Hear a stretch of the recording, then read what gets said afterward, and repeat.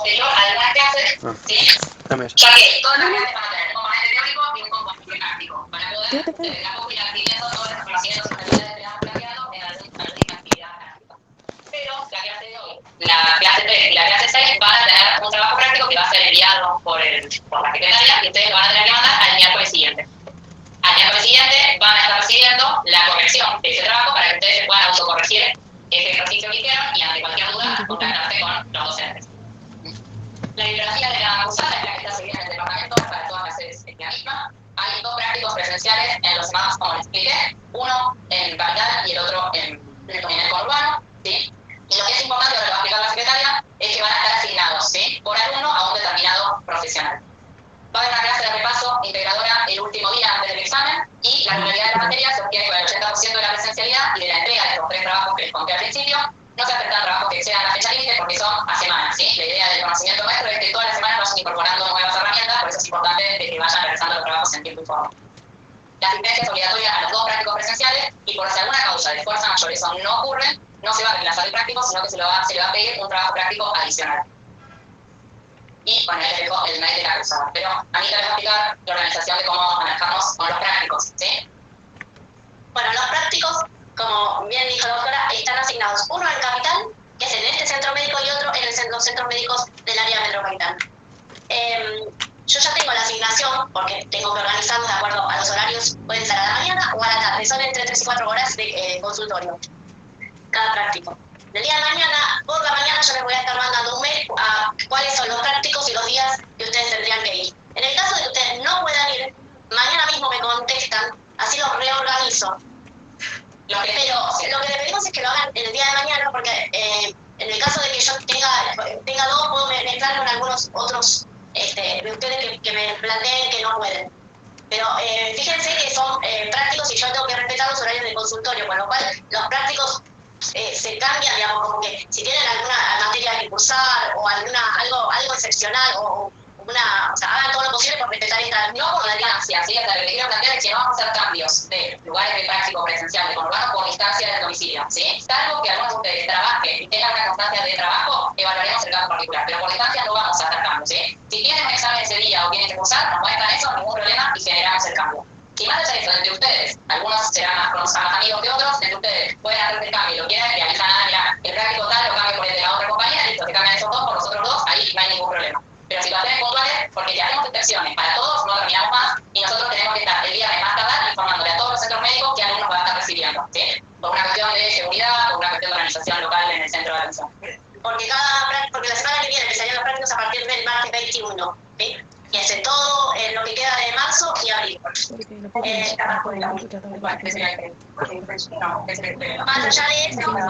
allá de eso, yo les voy a pedir que me contesten el mail con un celular de ustedes, porque en el caso de que pasase algo, nosotros los llamamos para que no asistan al práctico. Cada práctico, bueno, tienen que presentar. Nosotros les vamos a mandar una constancia para que ustedes hagan firmar con el profesional que les toca la asistencia. Y eso después me lo tienen que pasar a mí, seguramente que nos vamos a ver, así que me lo dan los 2 prácticos juntos. Cuando terminan de hacer los prácticos, me dan los 2 constancias. Sin esas 2 constancias, no van a tener la regularidad de la materia. Eso es parte de la regularidad, ¿sí? Muchos de los docentes, gente que trabajamos todos dentro de la misma organización, o sea que hay como una comunicación, si llega a haber algún problema con algunos, se les puede avisar. Manténgannos siempre informados ante cualquier cosa, y es importante que vayan, ahí lo va a decir en el mail, con AMPO o guardapolvo, ¿sí? Y documento que registre y realmente que identifique que son ustedes, ¿no? Porque eso se los pueden pedir en el centro médico. ¿Y también revisar la mochila? ¿Dudas, preguntas específicamente con respecto a esto de los prácticos? ¿No revisar la mochila? No, Grace. Bueno, bien. Bueno, entonces voy a bajar. Yo tengo una duda con respecto al tema de cómo será la modalidad de final. Ahora hablamos de eso, pero del práctico por lo menos nada. Ahora les cuento. Y otra cosa. Después de que termine cada una de las clases, yo al otro día les mando, al otro día o inmediatamente entre jueves y viernes, les mando el PDF del PowerPoint que se mostró, o el material que se mostró, ¿sí? Tengan en cuenta eso. Y nuestro canal de comunicación es siempre el mail. Todo lo que tengan que avisar, ¿sí? Y ustedes tienen que la próxima vez que vengan acá, que yo ya me voy a mandar la dirección a Avenida Belgrano, 1870, van a tener que dar la del presente en portería y a mí. Aunque son los 2 presentes, ¿sí? porque esa es la modalidad, porque van a tener que entrar y nos van a registrar. Y por un registro nuestro de la facultad, ¿sí? Bueno, nos vemos. Muchas gracias. ¿Puedo avisarte algo antes que te vayas, por favor? Sí. Yo la semana que viene, el jueves y el viernes viajo. El viernes igualmente es feriado, pero te aviso por los prácticos para que si pueden no tocarme el jueves. Cuando lo asigne cualquier cosa, ¿sí? Claro, ya puedo todos los otros días menos el jueves. Dale, perfecto. Gracias. Gracias. Bueno, chicos, avanzo con el programa y ahí hablamos de lo que me preguntó Ignacio de lo del examen, ¿sí? Este programa mañana me va a estar llegando, ¿sí? Junto con la clase de hoy. Ahí están todos los miércoles los temas que se van a dar y los responsables docentes que van a tener. Todos los docentes que vienen son médicos de familia y en algunas instancias están asociados o dos docentes, dos médicos de familia, o un médico de familia y un psicólogo, o un médico de familia y una trabajadora social. Nosotros somos una especialidad que trabajamos mucho en forma interdisciplinaria y estamos en contacto directo con otras disciplinas, por ende nuestras cursadas son así, ¿sí? Con diferentes profesionales de la salud. Muchos de estos docentes después nos pueden llegar a ver en los prácticos, y los que no vienen a los prácticos igual tienen a veces conexión con nosotros, así que cualquier lugar que ustedes contacten con estos docentes pueden consultar cualquier duda que vayan teniendo.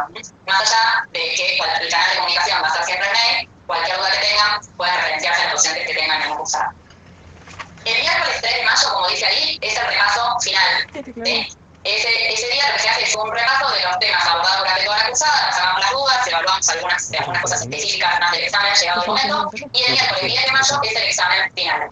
El examen es un examen final, oral estructurado. ¿Qué quiere decir? Son varios ítems, preguntas que a su vez tienen sus preguntas, casos clínicos, preguntas de desarrollar, preguntas teóricas, que van a tener una primera instancia de lectura para poder leer a grandes rasgos el examen, unos minutos para poder realizar algunas partes más prácticas que necesitan sí o sí que ustedes las escriban, y después van a pasar a una instancia que va a ser con nosotros, donde nos van a tener que explicar todo aquello que escribieron, ¿sí? En forma oral. Lo que vale es la oralidad, o sea, lo que ustedes justifiquen de lo que escriben, ¿sí? De lo que se analiza. Si hay cosas que no llegaron a escribir, en ese momento no nos importa, porque lo que nos interesa es que ustedes nos puedan definir ciertos criterios desde la oralidad, lo que ustedes interpreten, lo que ustedes justifican. Y cada una de estas estructuras del examen tiene un valor. Y después, dependiendo de ese valor, surge la nota. Somos, por lo general, los días de examen suelen ser un poco largos, porque tienen los primeros 20 minutos para todo esto que contamos, y después todo pasa al examen oral con cada uno de los docentes. Así que depende de la cantidad que se anoten, a veces el examen puede durar un poco más, un poco menos, pero bueno, solemos ser bastantes docentes que tomamos, pero ese día suele ser así un poco largo. Pero no hay mucho más. Cuando estemos más llegado al examen, bueno, por ahí surgen preguntas específicas sobre el contenido, pero en cuanto a la estructura es esto. ¿Sí? Muy bien. Bueno, si no hay más dudas, arrancamos con la clase de hoy, ¿sí? Doctora, me escribieron una pregunta en el chat. Me escribieron en el chat. Sí. Muy bien. Ayala. Para poder rendir el examen se tiene que escribir, ¿sí? La semana anterior a la fecha del examen se tiene que escribir en la facultad. No importa que estén siendo la misma cursada, o sea, todos ustedes tendrían que inscribirse quienes van a rendir. Antes no era así, esto cambió el año pasado, y si no rinden esta fecha y rinden para la segunda, ningún problema. Al final de cada cursada tenemos una fecha del examen final. Muy bien. Y a veces a mitad de año hay alguna otra fecha extra y esas están notificadas en la página del departamento. Todavía no la tengo, si no, cuando la entere se las aviso.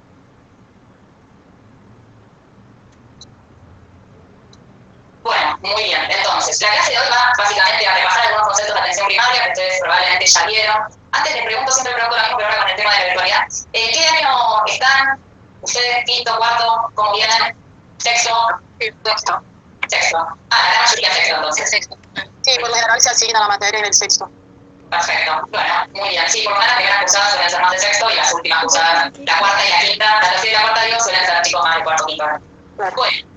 Muy bien, entonces decía, vamos a repasar un poco los conceptos de atención primaria que ustedes ya han visto, así que no vamos a introducirnos demasiado, solo vamos a hacer un pantallazo. Y por otro vamos a comprender un poco el abordaje de nuestra mirada como médico de familia y conocer los fundamentos y herramientas de la medicina familiar. Algunas cosas las van a ver hoy y otras cosas las van a terminar de ver en cuanto al último punto, la clase que están ahorita con una descarga y están grabando.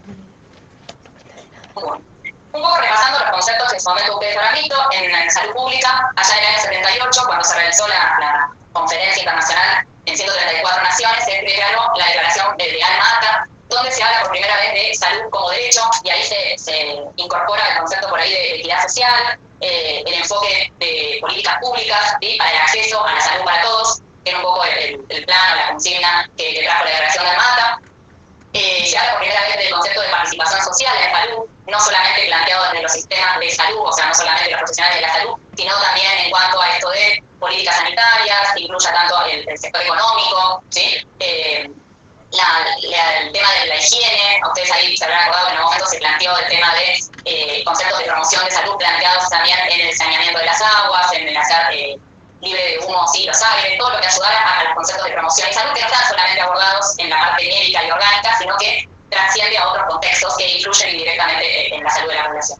Se define por primera vez el concepto de atención primaria de la salud, que ahora lo vamos a ver, y como les dije, se plantea bajo el concepto de salud que la OMS había definido, el completo bienestar biopsicosocial, el concepto de salud para todos en el área OMS.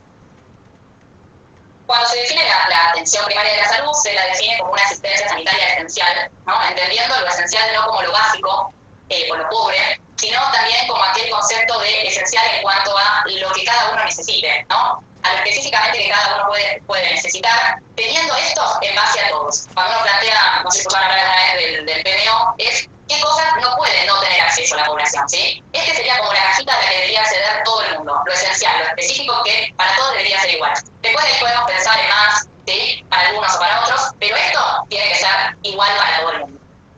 Obviamente que eso seleccionado como esencial tiene que estar basado en métodos y tecnologías científicas aceptables, ¿sí? O sea, tiene que haber evidencia de que esto que estoy otorgando va a ser beneficioso, que va a beneficiar, ¿sí? En lo posible a un costo que no impacte negativamente a los fines de financiamiento, ¿no? Puesto al alcance de todos los individuos y familias mediante su plena participación y, como decía, a un costo donde la comunidad del país lo pueda soportar y llevar a cabo. Con un espíritu de autorresponsabilidad y autodeterminación. Un poco cuando hablamos de esto, el concepto también de la atención primaria de la salud viene aparejado al concepto del autocuidado. O sea, hacer partícipe a la familia, hacer partícipe en este caso a la población, si uno habla de forma macro, ¿sí? Habla del autocuidado y la autorresponsabilidad. Informar, educar, ¿sí? Para que la población sepa cómo llegar más saludable. Sería un poco el enfoque de la atención primaria. La atención primaria de la salud, me voy a subir esto para que tengo acá mi ojos para verlo, porque si no me parece que no hablo con nadie. La atención primaria de la salud forma parte integrante de todo un sistema nacional de salud. Y como dije antes, a veces uno piensa que tiene más que ver con el concepto solamente del sistema de salud, de lo físico, de lo orgánico, pero no, ¿sí? Tiene también impacto el desarrollo social y económico de esa comunidad o de esa población en cuanto a cuánto afecta, ¿no?, a la salud de ese país. Representa el primer nivel de contacto de los individuos, la familia y la comunidad con un sistema nacional de salud, llevando lo más cerca posible la atención de la salud al lugar donde residen, trabajan las personas y constituye obviamente el primer elemento del proceso permanente de asistencia sanitaria. El primer escalón, lo que planteamos siempre y que seguramente ustedes lo han visto.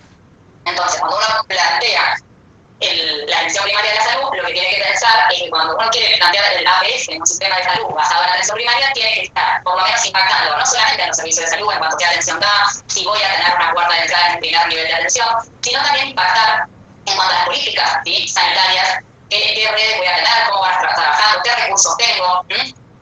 Una vez se habla de salud asociada al concepto de educación, hablamos de salud cuando hablamos de trabajo, ¿sí?, de empleo, de darle herramientas a la población para poder garantizar esa salud. Y también, como dije, el desarrollo económico en cuanto a, si nosotros le damos educación, si damos trabajo, vamos a lograr menos gente en situación de pobreza, que sea más accesible poder llegar a la atención y a llegar más saludablemente, ¿sí?, al desarrollo de esta vida, de esta familia, de esa comunidad y de posible para ese tanto. ¿Cuáles son los atributos de la atención primaria? Barbara Stalker, que era una pediatra, pero que llevaba la bandera de la atención primaria canadiense, definió los atributos de la atención primaria a la accesibilidad, considerándonos que el primer contacto es a través del primer nivel de atención, es nuestra primera puerta, lo primero que se ve. A través de ahí nosotros ingresa el paciente y podemos hacer de filtro hacia los otros niveles. Podemos saber en qué instancia ese paciente puede quedar bajo nuestra guarda o en qué instancia necesitamos que ese paciente consulte a niveles de mayor complejidad para poder dar una respuesta. También hablamos de la longitudinalidad, ¿sí? Ustedes van a ver que la atención primaria, muy asociada a lo que nosotros hacemos como médico de familia, está centrada en la persona, tiene una mirada integral, piensa no solamente en lo orgánico ni en lo psicosocial, ¿sí?, en el contexto de ese individuo. Bueno, en la atención primaria la idea es pensar a la salud de manera integral. Entonces, integral porque cubrimos todas las necesidades, lo orgánico, lo físico y social, y longitudinal porque es a lo largo del tiempo. Ese paciente o esa población, mejor dicho, porque el paciente cuando ya padece, ¿no?, esa población va a ser propia durante lo largo de su vida, en momentos sanos, en momentos enfermos, y según en qué instancias está, yo voy a tener que tener conductas de promoción, de asistencia, o en algunos casos de rehabilitación, ¿sí?, cuando ya hay una patología que inhabilite a ese individuo. Y por último, el concepto de atención primaria lo que habla también es de una coordinación. La atención primaria, como dije, no está solamente en el primer nivel, por más de que sea la puerta de entrada, sino que atraviesa los 3 niveles de atención, que ahora después lo vamos a ver, dando una continuidad, una coordinación entre los 3 niveles, que le permite que el paciente, aunque vaya a niveles superiores de atención, porque lo necesita en ese momento, pueda volver al primer nivel y nunca perdamos el contacto. Entonces, de esa manera me permite coordinar un poco la salud de ese individuo, de esa familia, de esa población, y además también salvaguardar un poco los recursos que tenemos. ¿Sí? Si no, ese paciente a veces les pasará en la realidad con pacientes, familias, que cuando un paciente se deriva a un sanatorio por alguna causa, ese paciente después se termina atendiendo todo en esa institución, ¿no? O se va del cardiólogo al gastroenterólogo, al gastroenterólogo, al neurólogo, y nunca más vuelve a su origen. Y de esa manera se hace como una fragmentación, ¿sí?, de la salud de ese individuo. Piénsenlo en forma macro, ¿sí? Si eso sucede a nivel poblacional, no, perdemos un poco la dimensión de la cantidad de recursos y la cantidad de plata que a veces se da en esto, y no la podemos ofrecer en aquellos sectores o en aquellos individuos que sí necesitan por ahí una mayor complejidad. La función de la atención primaria es coordinar no solamente recursos económicos, sino también recursos humanos. Como dijimos, un sistema de salud basado en la atención primaria hace que tengamos un enfoque por ahí más amplio, ¿sí?, que hace del derecho a alcanzar un mayor nivel de salud posible como su principal objetivo. Entonces nosotros tenemos que pensar, y acá hubo un concepto de la APS renovada, 23 años después de la declaración de Manhattan se vuelven a juntar todas estas naciones que en ese momento se habían juntado y dice, bueno, esto se logró, esto no, ¿qué podemos hacer? Dice, bueno, ¿cuál es nuestro objetivo? Antes era la salud para todos. Bueno, ahora aunque sea, si eso es un poco utópico, es alcanzar el mayor nivel de salud posible para la población. Y de esa manera, ¿cómo? Y tenemos que buscar, tratar de maximizar el concepto de equidad, esto de que no es para todos lo mismo, cada uno recibe lo que necesite, ¿sí? Si no, de esta manera, no, había un dibujito, siempre me olvidé de ponerlo, pero por ahí lo han visto, de dos personas, y yo a dos personas que están mirando, no sé, el público, le pongo dos banquitos iguales, tal vez a una no lo beneficie ni no deje de beneficiar, y al otro sí. ¿Sí? No le falta darle a todo el mundo lo mismo. Es darle a cada uno lo que está necesitando. El que necesita banquito, al que necesita una silla, al que necesita tal cosa. A veces confundimos estos dos conceptos y eso hace que por ahí no lleguemos a lograr el objetivo. Por eso el tema de la solidaridad. Si yo no le doy a este, pero no se lo doy porque realmente no lo necesita, puedo distribuir esto a otro que sí lo necesita, ¿no? Por eso el tema de maximizar la equidad y la solidaridad del sistema. Está conformado por un conjunto de elementos estructurales y funcionales esenciales que garantizan la cobertura y el acceso universal a los servicios, prestando una atención integral en este concepto biopsicosocial que charlamos, e integrada en cuanto a los sectores, ¿sí?, que todos trabajemos en forma conjunta y apropiada a lo largo del tiempo, no solamente en un momento. No solamente nos integramos los sistemas cuando, por ejemplo, nace un niño. No, a lo largo de la vida hay diferentes instancias donde si no trabajamos en diferentes sectores todos juntos no vamos a poder lograr este objetivo. Y poniendo énfasis en la prevención y en la promoción, garantizando el primer contacto del usuario, obviamente con el primer nivel de atención. Tomando a las familias y a las comunidades como una base para planificar y para la acción. Ya van a hablar de esto cuando tengan la clase de la POC, que es la atención primaria de toda la comunidad, van a volver a repasar un poco estos conceptos. Entonces, en el concepto de APS renovada surgieron, que además de estos atributos que habíamos hablado al principio, que ahora Castell definió, se clasificaron ciertos valores, principios o elementos, ¿sí? Que iban a hacer un poco esta pirámide que está dibujada. Los elementos van a ser la base estructural, ¿sí? Las funciones, las políticas públicas, los marcos legales, cómo va a ser la atención, la cobertura que dijimos universal, el primer nivel. Después van a ser ciertos principios que van a ser aquellas que definen, ¿sí?, qué cosas tienen que cumplir aquellas políticas y demás. El tema de la justicia social, la participación comunitaria, donde hacer partícipe a la comunidad, haciendo que informándolo. Si yo no lo informo, no lo puedo hacer partícipe de opinar o de decidir, ¿sí?, de la salud de esa comunidad, de la salud propia después de cada individuo, ¿sí?, y la capacidad de ir evaluando cada necesidad que esa población tiene. Y aquellos valores que están asociados más que nada a los conceptos que sí se planteaban en la declaración de Manhattan, que es el derecho a la salud, desde esta mirada que yo dije, con el enfoque político, con el enfoque social, el concepto de equidad y el de solidaridad, que es lo que hablábamos recién. Me gusta terminar esta frase por ahí cuando uno plantea la atención primaria, que lo habla la otra parte del Chan, que es la directora general de la OMS, y dice que toda la atención primaria de la salud ofrece una manera de realizar el conjunto de la atención de la salud desde los hogares, o sea, desde el inicio, desde la puerta de la población a los hospitales, hasta el segundo nivel, en que la prevención es tan importante como la cura o la asistencia, ¿no? Y en la que se invierten recursos de forma racional en distintos niveles de atención. Esto de podemos utilizar los recursos, sí, pero de manera racional y de manera solidaria, sabiendo que si yo no te doy a vos es porque tal vez esos recursos los puedo estar utilizando el otro que también los necesita, sí, por ahí eso vos no necesitas tanto. Cuesta muchas veces pensarlo desde lo individual. Ustedes, por ahí cuando lo piensan individualmente con el paciente que tiene delante es muy difícil, pero es entender este concepto de manera macro, de pensar, bueno, lo saco de acá para usarlo allá, es más fácil. A veces nos preguntan por qué no le hacemos una orina a todos. Si no sale nada, es cierto que no sale nada, ¿sí? Pero todo va sumando ¿Por qué se lo estamos pidiendo? ¿Le justifica o no le justifica pedirlo? Bueno, cuando vean la clase de medicina basada en evidencia, entendiendo un poco el ser un poco más autocríticos a la hora de pedir ciertos estudios, a la hora de indicar ciertos tratamientos, en qué instancias sí, en qué instancias no. No a todos lo mismo, ¿sí? No porque la orina sea algo práctico, accesible y barato, se justifica pedirse a todo el mundo. No porque un electro también sea una práctica no dolorosa y barata lo mismo. No, es pensar racionalmente porque lo estoy pidiendo, lo que estoy buscando, me sirve pedírselo. Lo mismo con las prácticas de screening, ¿sí? De recomendación, ya van a ver en el caso de las mamografías en qué edades es conveniente y en qué edades no, o lo mismo es el rastreo de cáncer de próstata o el de colon. Por ahí van a volver a pasar estos conceptos que estuvimos hablando de la atención primaria. ¿Están bien? ¿Están ahí abiertos? Sí, sí. Muy bien, perfecto. Bueno, niveles de atención. Como ya lo charlamos, se define el nivel de atención como una forma ordenada y estadificada de organizar los recursos para satisfacer las diferentes necesidades que tiene la población. Cada nivel va a dar respuesta a distintas necesidades. El primer nivel de atención es el más cercano, dijimos, es el primer contacto. Y está dado en consecuencia como la organización de esos recursos que permite resolver las necesidades más básicas, más frecuentes, ¿sí? Y pueden ser resueltas por actividades tanto de promoción como de prevención, o en algunos casos de recuperación y rehabilitación. Es la puerta de entrada al sistema de salud, se caracteriza por contar con establecimientos de baja complejidad, como consultorios, que son un poco lo que les contábamos nosotros, el centro de salud, resuelven aproximadamente el 85% de los problemas prevalentes y este nivel permite una adecuada accesibilidad de la población, pudiendo realizar una atención más bien oportuna y eficaz. Y acá me detengo porque por ahí al principio no comenté tanto.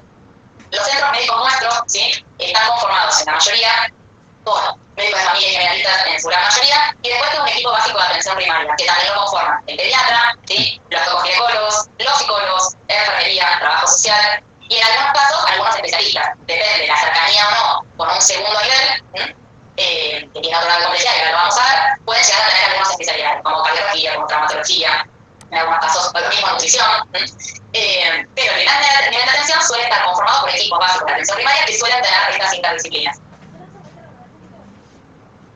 El segundo y el tercer nivel de atención se ubica en el segundo nivel, en los hospitales, establecimientos donde se prestan servicios relacionados con la atención en medicina interna, pediatría, los servicios de gineco-obstetricia, cirugía general y pediatría, y se estima que entre el primer y el segundo nivel se pueden resolver hasta el 95% de los problemas de salud. ¿Por qué? Porque aquello que por ahí no puede resolver el primer nivel, ¿sí? Lo envía al segundo nivel, y la idea es que haya una interrelación, una comunicación entre el primer y el segundo nivel para saber qué ocurrió, un poco lo que yo le planteaba antes, de trabajar de forma coordinada entre los diferentes niveles. El tercer nivel de atención ya no, ya se receta con una atención de problemas un poco más complejos, menos prevalentes, ¿sí? Se requieren ya de procedimientos especializados como con alta tecnología. Su ámbito de cobertura debe ser la totalidad del país o gran parte de él, y en este nivel se resuelve el 5% restante que nos queda, ¿sí? A veces, bueno, ahora lo vamos a ver en un dibujito, pero mucha de nuestra población a veces consulta en un tercer nivel, ¿sí? O en el segundo, en los hospitales, quedando por ahí abarrotado en un segundo nivel o en un tercer nivel, totalmente despoblado en un primer nivel, y no dando por ahí mucha respuesta. ¿Por qué? Porque el segundo nivel o el tercer nivel también están preparados para la atención de cosas más complejas y no tan prevalentes o más banales, si lo quieren llamar, como puede ser un primer nivel de atención. La atención primaria como modelo de gestión, la idea es que plantee políticas que hablen de la organización de servicios integrados. Esto que yo les planteé al principio, que era que más allá del nivel donde la población o el individuo se atienda, exista cierta combinación, cierta trazabilidad entre los tres niveles que nos permita trabajar de manera integrada. Obviamente, cada uno de los centros de atención primaria va a ser actor, participa del resultado y responsable de los resultados. ¿Por qué? Porque se supone que son ellos, el primer nivel, quien pueda coordinar la atención de la población a través de los tres niveles, ¿sí? Si eso en algún momento se corta, probablemente eso no esté funcionando. Si el paciente queda en un segundo nivel y no vuelve, yo pierdo comunicación, pierdo relación y desconozco qué es lo que fue lo que ocurrió. La idea de trabajar en modelos de gestión, como por ejemplo los de esta obra social, lo que permite es combinar la atención de nuestra población, por ejemplo, en nuestro caso, recuerdo, hay una coordinación de los centros médicos de atención primaria que tiene una constante comunicación con la coordinación del segundo nivel, que en nuestro caso es el Sanatorio Francisco. No sé si algunos lo conocen, la obra social nuestra tiene un segundo, mejor dicho, casi tercer nivel, porque es un sanatorio especializado, que tiene mayor complejidad y tiene exactamente internación en todos los servicios que contábamos, tiene pediatría, tocogineco, clínica, traumatología, cirugía. Que lo que hace es que haya una comunicación constante entre lo que ocurre con nuestra población en ese segundo nivel cuando el paciente vuelve al primer nivel de atención.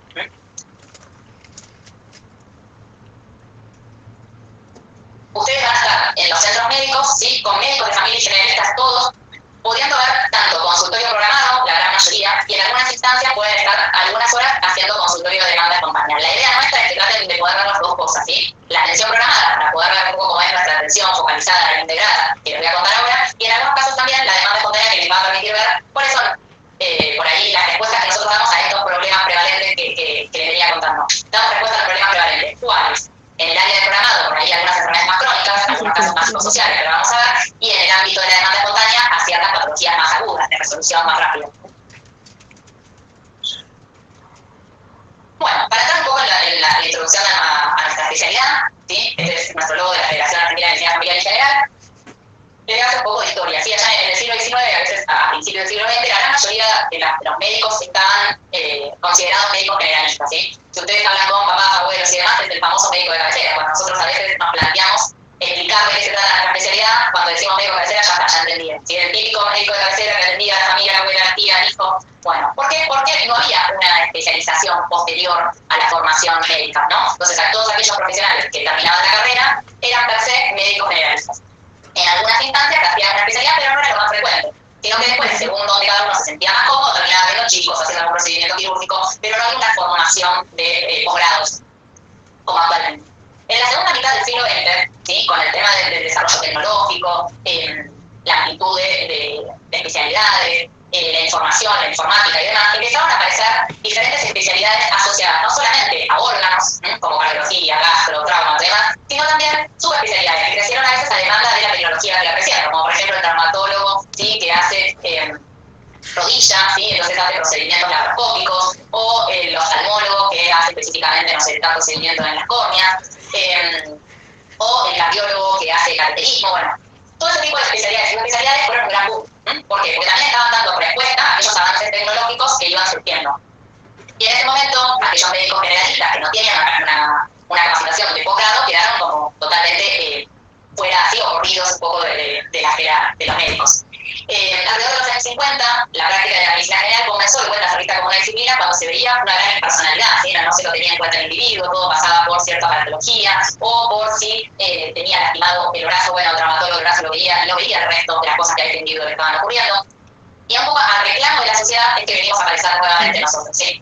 En esa instancia, a través de una disciplina clínica, muchos de los médicos clínicos que en ese momento empezaban a formarse en clínica médica empezaron a tener una formación distinta cuando un cuerpo de conocimientos diferentes. Es a raíz de ahí que en Estados Unidos, alrededor de la década del 60, 76, en Canadá, empezaron a formarse médicos clínicos en una formación un poco más avanzada en cuanto a otras esferas de conocimientos que tenían que ver con lo psicosocial, asociado a patologías psiquiátricas, que convirtió una especialidad que era la medicina familiar en una especialidad certificada. Se armó un cuerpo de conocimientos, una formación que hacía que se pudieran capacitar en posgrado aquellos médicos clínicos o aquellos médicos recién recibidos que eran de la especialidad de la medicina familiar y general. En Argentina los primeros antecedentes de capacitaciones de posgrado, ¿sí? Fueron alrededor de también en la década del 60 y del 70 en Neuquén. En Neuquén fueron los primeros lugares de residencia de esta especialidad y fueron como un poquito el semillero, ¿sí? Que después llevó a generar otros lugares. De Neuquén salieron muchos referentes de medicina familiar y general en nuestro país que llevaron esta especialidad a Córdoba, a Posadas, a Bahía Blanca y luego, ¿sí? Alrededor de los años 80 más o menos llegaron a Buenos Aires a mano del doctor Raúl Saible, que lo escucharon, que es como el padre de la medicina, que generó la residencia en el hospital francés, que ahora ya no existe. También aparecieron en el italiano, ¿sí? Modelos de atención basados en el médico de generalista o familiar como puerta de entrada al sistema de salud, pero rediseñaron esa atención, ¿sí? Asociada al concepto de atención primaria de la salud. O sea, es una especialidad que empezó a conformarse con conocimientos propios, diseñada para trabajar sobre la atención primaria de la salud. Y es así como nosotros, como médicos de familia, somos un poco los actores partícipes, ¿no? de los sistemas de atención primaria. Pero como tal, como cualquier otra especialidad médica, somos una especialidad médica que tiene una residencia y una formación, ¿sí? Que atiende básicamente a forma ambulatoria, pero hacen en algunas instancias actividades de internación, que se ocupa de la atención integral tanto del paciente como de la familia. Integra todo un campo de acción, no se limita a ningún órgano o un sistema particular, sino que tiene una mirada global y contemplando el contexto, ¿sí?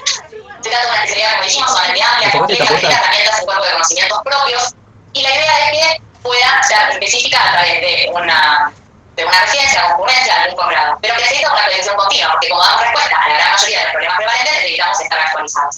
Las residencias nuestras, por ejemplo, tienen, como les dije un poco en la cruzada, están formadas no solo por médicos de familia y generalistas, sino que están formadas por psicólogos, por psiquiatras, por trabajadores sociales, por otras especialidades médicas que nos aportan cada una ciertas herramientas. Por ejemplo, dentro de esta formación tenemos herramientas en ciencias de la conducta, ¿sí? Todo lo que tiene que ver con la forma de expresarse, con forma del lenguaje, un poco asociado a la psicoterapia, así que a veces los psicólogos tienen en su formación, llevado un poco a lo que nosotros necesitamos, ¿sí? Cómo abordar ciertos pacientes en ciertas instancias, en ciertas patologías. Muchas herramientas de la esfera psicosocial nos ayudan a abordarlas y a generar un mejor vínculo en la relación médico-paciente que a veces nos caracteriza. Para dar como cierto puntapié de qué se trata esta especialidad, es que el padre de la medicina familiar canadiense, porque dijimos que esta especialidad se forma en Estados Unidos y en Canadá ya en los años 60, Ian McWhinney, ¿sí? Generó en la Facultad de Ontario como una Biblia, como aquellos principios que nos asocian a entender de qué se trata el médico de familia. Entonces decía, para quienes pregunten de qué hacen los médicos de familia, los principios, ¿no? Y es como nuestro ABC. Así que vamos a repasar un poco de qué se trata para ir ustedes entendiendo a qué abarcamos. El primer principio es que el médico de familia está comprometido más con la persona que con un cuerpo particular de conocimientos o grupo de enfermedades, ¿sí? Esto que hablamos no tiene que ver con una mirada orgánica o solamente psicológica o solamente social, sino que entiende a la persona como un todo.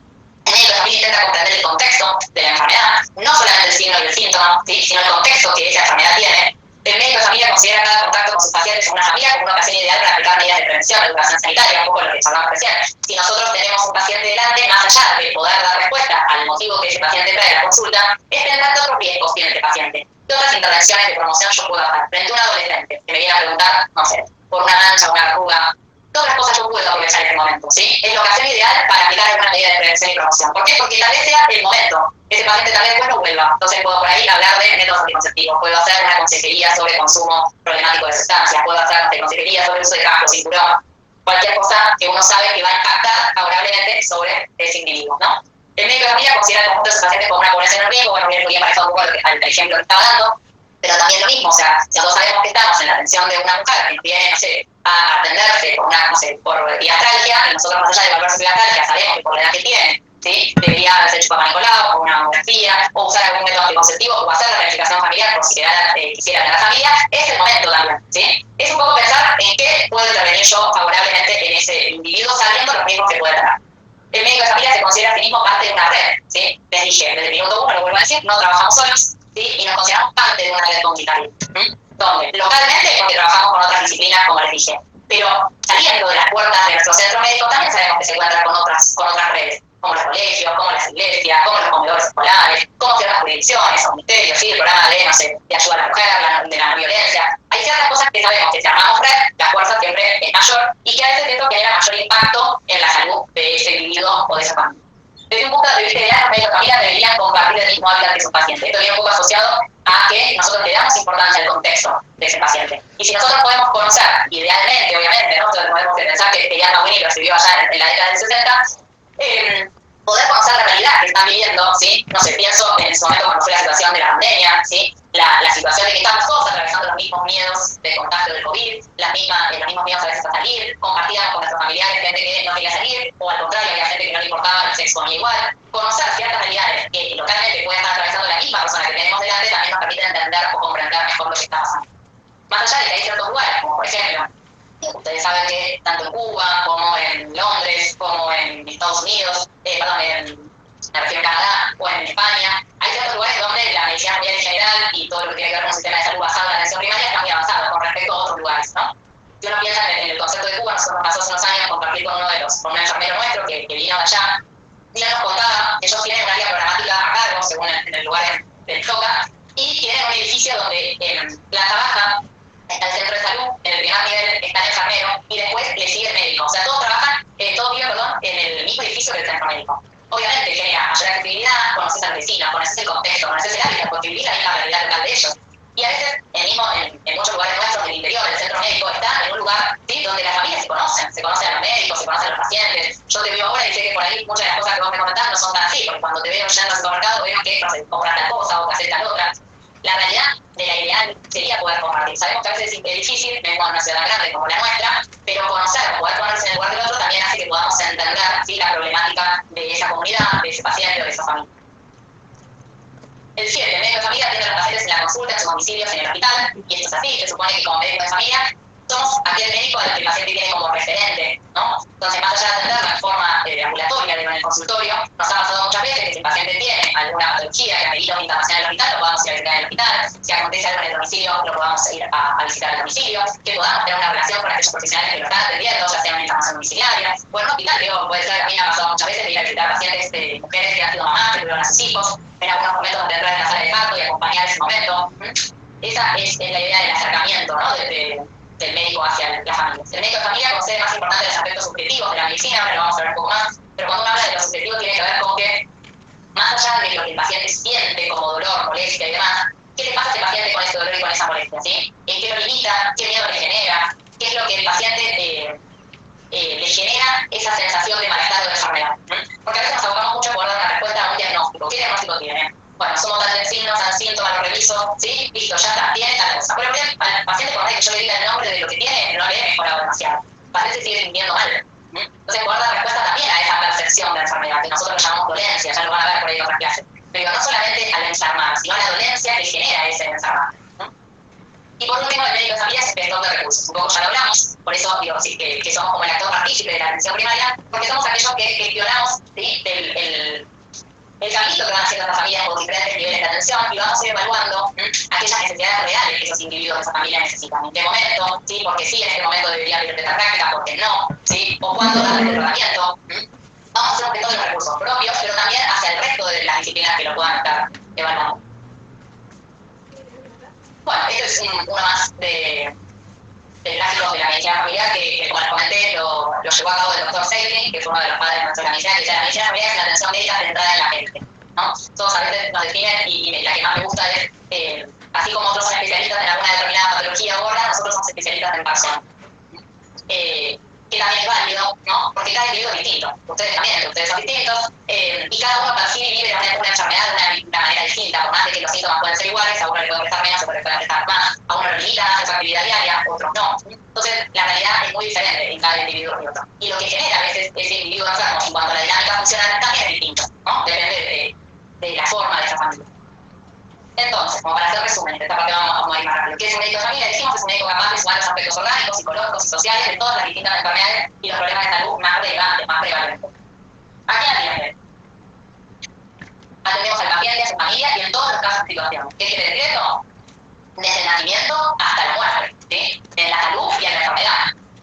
Dijimos, en el consultorio, en el domicilio, en el hospital, donde sea, ¿no? Entonces, ¿qué hacemos? Atendemos mujeres que después se embarazan, estas mujeres que tienen sus niños, estos niños que son adolescentes, esos adolescentes que vuelven por ahí a formar otra familia, esos pacientes que quedan ancianos, que quedan viudos, a lo largo de la vida del ciclo vital, que también van a hablar en otra clase, somos nosotros quienes acompañamos ese proceso.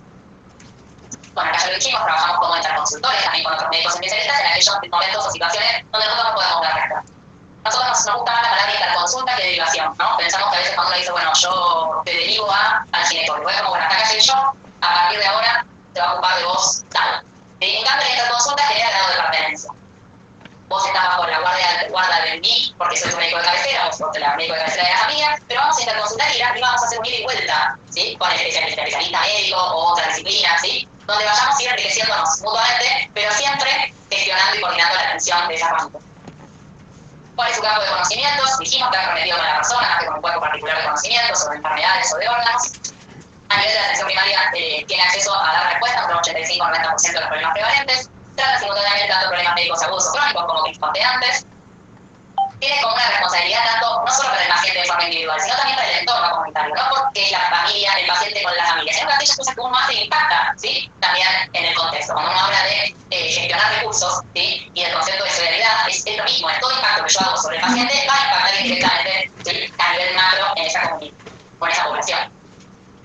¿Hasta cuándo? Como dijimos, en forma longitudinal, no tiene un punto final, no es que te atendemos hasta que cumplís los 15 años, o te atendemos hasta que seas anciano, o solo cuando estás embarazada, o solo durante tengas esta patología. No hay un momento, sino que nosotros hacemos, como dije, promoción, prevención, atención. ¿Dónde desarrollamos nuestra acción? En el centro de salud, puede ser en el domicilio, en el hospital, o haciendo actividades comunitarias, ¿sí? También actividades comunitarias que tienen que ver con estrategias de promoción y de prevención de la salud. Por ahí acá en la obra social hay muchas actividades que nosotros hacemos en las obras, ¿sí? En las obras donde están los muchachos que hacen, trabajan, ¿sí? De la construcción, a veces también en algún comedor donde van los empleados de la construcción, obviamente en los centros de salud, ¿sí?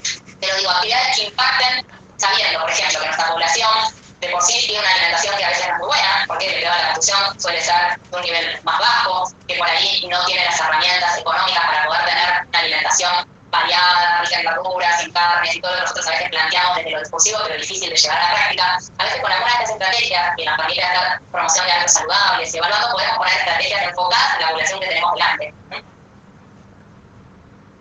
¿Cómo es el abordaje de un médico de familia? Se esfuerza por comprender el contexto, que ya lo dijimos. El contexto no solo personal familiar, sino también el social, los vínculos entre los integrantes de la familia, cómo se llevan los diferentes grupos familiares, ¿sí? Desde la mirada física, psicológica, que es lo que ya lo habíamos planteado. El médico de familia se debe seguir como parte de una red, ya lo habíamos dicho, y que todos los recursos de la comunidad van en beneficio de los pacientes. En esto de ampliar la mirada, no solamente con lo que tenemos localmente, sino con las redes que podemos generar extramuro de los centros de atención, ¿sí? Extramuro de donde trabajamos, ¿qué otras cosas hay que me pueden enriquecer la atención de esa familia o de ese paciente? Como competencias centrales del medio de familia, como para cerrar, es el gestor de los recursos, ¿sí? Una atención centrada en la persona o en la familia, dijimos, conociendo el contexto, teniendo una capacidad específica en la solución de problemas frecuentes y prevalentes. No quiere decir en todo, quiere decir en lo prevalente y lo frecuente. Y cuando algo de eso no podemos dar respuesta, se interconsulta, ¿sí? A otro especialista, a otra disciplina, en la cual yo no sé, desconozco. Tenemos un techo.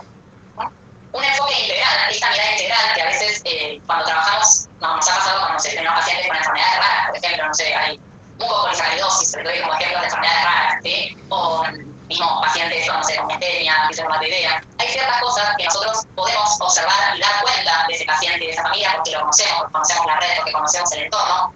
Y el especialista da lo que se necesita, qué tratamientos indicados, cómo vienen el laboratorio, cómo viene cumpliendo el tratamiento. Pero a veces, ¿qué nos pasa? Por ahí no se viene el tratamiento completamente, la familia no colabora en la paciente y es ahí donde nos complementamos. Es lo que cada uno puede aportar para mejorar la calidad de vida de ese individuo. Una orientación comunitaria, entendiendo un poco dónde estamos parados. Entonces, nosotros, por ejemplo, acá, entendiendo que nuestra población es esta, hay ciertas cosas que podemos saber de antemano, y tenemos esta mirada global, ¿no? Bien. Y como para cerrar por este primer tema, ¿sí? Les muestro este dibujito que es de WONCA. WONCA es el ente internacional que nos regula a los médicos de familia y general, que allá en el 2005 había hecho un cuadrito donde definía nuestros principios asociados a nuestras competencias y competencias de características centrales de la medicina familiar. Un poco repasa todo lo que venimos hablando, ¿no? Atención centrada en la persona, enfoque integral, la gestión de la atención primaria, la orientación comunitaria, las capacidades específicas según los problemas más prevalentes, como para dejárselo como cierre. Allá en ese dibujito donde nosotros planteamos que en las patologías prevalentes y donde a veces nos terminamos formando es que surgen por ahí interpretar este gráfico que tal vez ustedes ya lo han visto porque es más que conocido. Yo lo he visto cuando estudiaba, así que probablemente ustedes también. Que lo que quiere graficar por ahí es la formación que uno recibe, ¿no? en el posgrado. Si hablamos de una población de 1.000 personas en riesgo, de esas 1.000 personas sabemos que 800 pueden reportar algún síntoma, de esas 800, 327 consideran que tienen que hacer alguna consulta médica, de esas 327 hay 217 que consultan a un médico, de 217, 113 consultaron a un médico de primer nivel, de esas 113, 75 consultaron a alguna medicina alternativa, 14 reciben atención en su casa, de esas 14, 13 recién visitan una sala de emergencias o urgencias, 8 necesitaron alguna admisión en algún hospital de segundo nivel y recién una, ¿sí? Necesita por ahí la intervención de un hospital universitario o un tercer nivel más complejo. Bajo este estudio, por ahí epidemiológico de cómo se maneja una comunidad, si nosotros interpretamos a dónde a veces nos terminamos formando en el pregrado, donde están formando ustedes, por ahí lo que uno ve es que se termina formando entre esos últimos, en la guardia, ¿sí? O en el hospital, en los últimos 9 o 10, ¿sí? Donde la mayoría de la población no se queda ahí, no es lo que llega, es todo lo que no llega a lo que le deberíamos poder dar respuesta. Y que muchas veces no estamos formados para eso. Me ha pasado con otros colegas, fíjense, nosotros no estamos formados en el manejo ambulatorio de los pacientes, como por ahí ustedes sí, ¿no? Estamos muy capacitados para lo que es la atención de pacientes internados y no para el manejo ambulatorio. Y la gran mayoría de la población, nosotros mismos, ustedes seguramente o su familia, no llegan a atenderse, van a atenderse recién en la guardia cuando ya cumplieron otras instancias, ¿sí? Ya consultaron a un amigo, un vecino, se automedicaron, buscaron cualquier otro tipo de medicina alternativa. Pero no estamos capacitados para formar respuestas antes, ¿sí? A esa población que nos queda fuera. Creo que el tema de nuestra especialidad lo que apunta es tratar de abrir un poco ese concepto, ¿no? A veces lo que van a ver es una cruzada es corta, lamentablemente, ¿sí? Nos dan solo 8 semanas para una cruzada que para nosotros nos queda cortita para todo lo que queremos por ahí compartirles. Pero lo que más van a ver de esta cruzada es hacer un poco de pensar, ¿sí? De hacer como una autocrítica de algunas cosas, de poder ser más críticos a la hora de qué harían con un paciente que tienen delante, de pensar en el paciente desde otra mirada, no solamente como el paciente enfermo que está acostado en la camilla y tenemos que resolver, qué otras cosas podemos dar nosotros respuesta también como profesionales de la salud. ¿sí? O para poder intervenir sobre aquellas patologías que nos están estudiando y se están formando para hacer, de todas maneras podemos intervenir más allá del tratamiento adecuado para hacer los estudios correspondientes, que obviamente eso tiene que estar, ¿sí? Pero es cambiar por ahí el enfoque o la mirada. Para cerrar con esta primera parte, Ramón Carrillo, que fue el responsable sanitario y ministro de Salud, decía que frente a las enfermedades que generan miserias, entre la tristeza, la angustia y el infortunio social de los pueblos, los microbios, que a veces no se forman como causa de enfermedades, son unas pobres causas. ¿Sí? Queda mucho por fuera, que por ahí uno está enfocado en una mirada y es empezar a cambiar un poco la mirada y por ahí vamos a estar dando más respuestas. Muy bien. ¿Están vivos? Sí. ¿Todos? Sí. A todos. Muy bien. ¿Dudas, preguntas? No. Bueno, vamos a entrar en otro tema. Pero les dejo, no sé, 5 minutos por si alguno quiere tomar agua, si por ahí ya la tienen al lado, pero yo mientras tanto voy a tomar agua porque si no, no voy a poder seguir hablando.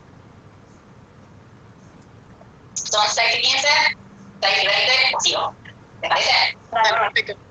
No cortamos mucho porque así no se hace largo. Calienta agua.